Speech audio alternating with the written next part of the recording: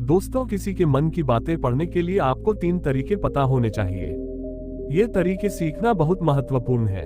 इन तरीकों को सीखकर आप आसानी से समझ सकते हैं कि कोई कैसा सोच रहा है। तो आइए मैं आपको गौतम बुद्ध की एक कहानी सुनाता हूँ जो आपको दूसरों के मन को पढ़ने के तरीके सिखाएगी। बहुत समय पहले की बात है। एक छोटे से गांव में 2 भाई थे। बड़ा भाई अंधा था, इसलिए वह हमेशा घर पर ही रहता था और छोटा भाई खेती करता था। हालांकि खेतों में बहुत सारे जानवर थे और उनके कारण पूरी कृषि बर्बाद हो रही थी। इससे छोटे भाई को बहुत परेशानी हो रही थी।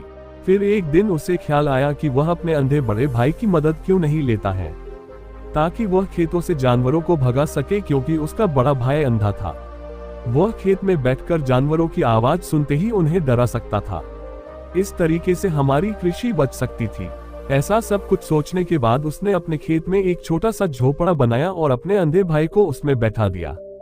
उसने उससे कहा, भाई, अगर तुम किसी जानवर की आवाज सुनो हो तो जोर से चिल्लाओ और जानवर यहाँ से भाग जाएंगे। इससे हमारी फसलें बच जाएगी। बड़ा भाई अपने छोटे भाई के विचार से सहमत हो गया और खेत में बैठने लगा। जब कभी उसे किसी जानवर की आवाज सुनाई पड़ती तो वह तुरंत जोर से चिल्लाने लगता और जानवरों को डराकर भगा देता था। वे कई दिनों तक यह अभ्यास जारी रखते हैं। एक दिन एक हिरन उनके खेत में दौड़ रहा था और खेत को तोड़कर भाग गया। हालांकि एक राजा भी वहां था। बुद्ध की कहानी है जो हिरन की पीछा कर रहा था। राजा का ध्यान अंधे भाई पर गया और उनसे पूछा, क्या तुमने यहाँ एक हिरन देखा है? जवाब में अंधे भाई ने कहा, मैं अंधा हूँ, मैंने किसी हिरन को नहीं देखा है, पर मैं तुम्हें इतना बता सकता हूँ कि मेरे खेत से जो जानवर भाग गया है वह आपकी पीछा करने लायक नहीं है। आप अपना समय बर्बाद कर रहे हैं। उस अंधे के शब्दों से चौंका हुआ था।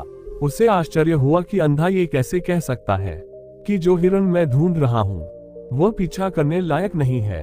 तब राजा ने अंधे से कहा, क्या तुम मुझसे झूठ नहीं बोल रहे? एक और तुम कहते हो कि तुम अंधा हो और दूसरी ओर तुम ये दावा करते हो कि वह जानवर जो यहाँ से भाग गया है मेरे पीछे पड़ने के लायक नहीं है। फिर अंधा भाई ने कहा, ओ राजा, वह प्राणी जिसे तुम हिरन समझ रहे हो वह वास्तव में हिरन नहीं है, वह एक मादा हिरन है और मेरे ज्ञान के अनुसार वह गर्भवती है। मैंने कभी सुना नहीं है कि कोई राजा एक गर्भवती मादा हिरन की शिकार करता है। इसलिए मैं तुम्हें ये कह रहा हूँ कि वह तुम्हारे पीछे पड़ने के लायक नहीं है। तुम्हें उसका पीछा करने में अपना समय बर्बाद नहीं करना चाहिए। ये सुनकर राजा और भी हैरान हुआ। उसे समझ में नहीं आया कि अंधा ये कैसे जान सकता है कि वह गर्भवती मादा हिरन है।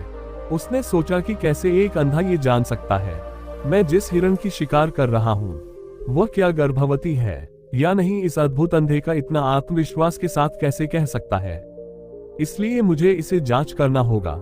इसलिए राजा ने सत्यता जानने का निश्चय किया और अपने कमांडर से कहा, कमांडर, मुझे चाहिए कि वह प्राणी जिंदा रहे, क्योंकि मुझे जांच करना है कि यह वाकई एक गर्भवती मादा हिरन है।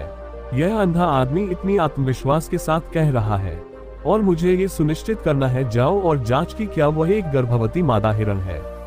राजा के आदेश पर कमांडरों ने हिरन को पकड़ने के लिए चला गया। कुछ समय बाद जब वह लौटे तो राजा से कहा, राजा, यह अंधा आदमी पूरी तरह से सही कह रहा है, वह वाकई एक गर्भवती मादा हिरन है।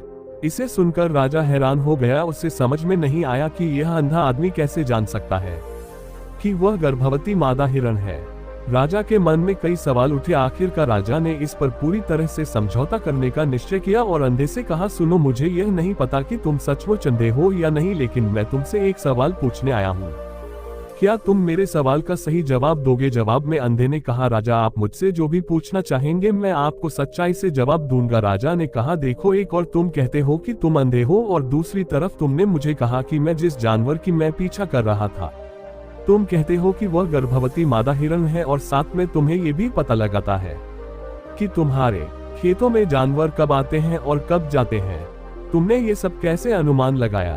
तब अंधा आदमी ने समझाया, राजा जी, जब आप उस मादा हिरन की पीछा कर रहे थे तो उसकी गति और दौड़ते हुए आवाज से ही मुझे पहले से ही समझ आ गया था कि यह हिरन है और मेरी खेत की बांध काफी छोटी थी, उसकी ऊंचाई ज्यादा नहीं थी। अगर यह सामान्य हिरन होती तो वह आसानी से उस बांध को पार कर सकती थी, लेकिन वह हिरन ने उस बांध को तोड़कर भाग गया था और यदि वह बांध पार करने की कोशिश करती तो उसके संतान को खतरा होता। इसलिए मुझे समझ में आ गया कि वह गर्भवती है। इस व्याख्या को सुनकर राजा अंधे के विशेष ज्ञान और कौशल को देखकर चौंके हुए हैं। वह समझता है कि यह व्यक्ति अंधा होने के बावजूद अनूठी जानकारी और क्षमताओं से संपन्न है। राजा इसका लाभ उठाने का निश्चय करता है और अंधे से एक और सवाल पूछता है। राजा कहते हैं, तुम बुद्धिमान हो और तुम्हारी कई बातों की गहरी समझ लगती है।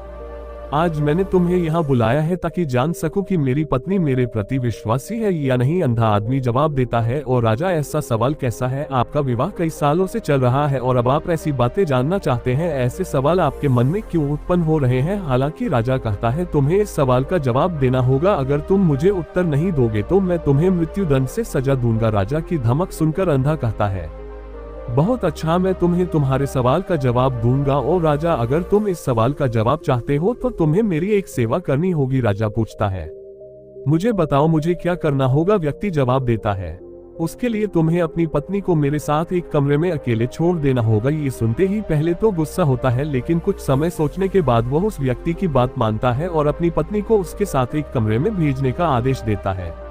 ओ राजा, मेरे लिए इस सवाल का उत्तर देने के लिए तुम्हें अपनी माँ के पास जाने की कोई आवश्यकता नहीं है। मैं अभी बता सकता हूँ कि तुम किसके बच्चे हो, लेकिन उससे पहले मैं चाहता हूँ कि तुम मुझसे वादा करो कि तुम मुझसे गुस्सा नहीं करोगे। राजा कहता है, हाँ, मैं वादा करता हूँ कि मैं गुस्सा नहीं करूंगा। फिर आदमी जवाब देता है, ओ राजा, मैं तुम्हें बताने की आवश्यकता नहीं है कि तुम सचमुच अपने पिता के बच्चे हो। मैं तुम्हें अब बता दूं कि तुम मेरे स्वामी राजा और परमेश्वर के पुत्र हो। मैं वादा करता हूं कि मैं आपसे गुस्सा नहीं होऊंगा। फिर अंधा राजा से कहता है, तुम सचमुच अपने पिता के बच्चे हो, लेकिन तुम एक कंजूस व्यापारी की छाया में भी हो। ये सुनते ही राजा बहुत खुश हो जाता है और तत्काल अपनी माँ के पास जाता है।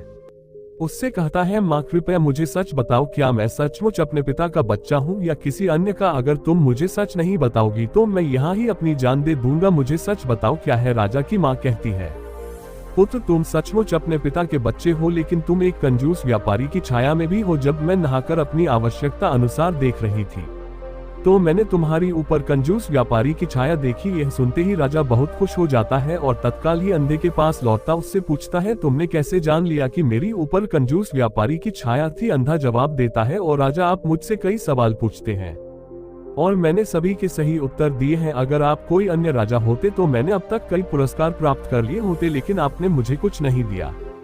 मैंने अब तक एक भी पैसा नहीं लिया है। इसी से मैंने अनुमान लगाया कि आप बहुत कंजूस है। ये सुनकर राजा हंसते हुए कहता है, जो भी तुम मांगो मैं जरूर दूंगा, लेकिन मुझे बताओ तुम कैसे जान लेते हो क्या सही है और क्या गलत, और तुम इतने सटीक और निष्कलंक उत्तर कैसे दे सकते हो? अंधा आदमी कहता है, और राजा, मैं प्राकृतिक रूप से अंधा हूँ। अगर मेरी आंखें होती तो मैं किसी के विचारों को आसानी से समझ सकता। मन का अपनी भाषा होती है और इस भाषा को किसी के शरीर की क्रियाओं में देखकर समझा जा सकता है। व्यक्ति की आंखों, होठों, काम करने के तरीके और उनकी गतिविधियों को देखकर हम समझ सकते हैं कि उसके मन में क्या चल रहा है।